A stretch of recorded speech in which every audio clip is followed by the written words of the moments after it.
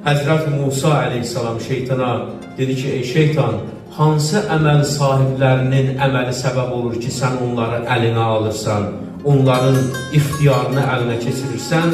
Şeytan saydı. O zaman ki, bəndə özündən xoşu gələr, özündən razı olar, bilsin ki, o əməl sahibini mən üzərimə almışam. İkinci əməl sahibi, o adam ki, öz əməlini çox hesab eləyər, kiçik gördüyü savab işlərini çox hesab eləyər. Deyək ki, daha mən və axirətini tamamlamışam da, və axirətim üçün də lazım eləmişəm. Bilsin ki, o adam mənim əlimdə qalır. Və üçüncü buyurur ki, günah onun gözündə çox kiçilər. Eşadınlar ki, nə olacaq bu günah elədən, nə olacaq ki?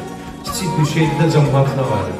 Deyir, günahın kiçiyini də kiçik saymaq Allahın qatında böyük günahlardandır. Səbəb olur ki, şeytan onu ələ alsın, onun ixtiyarını əlindən alsın.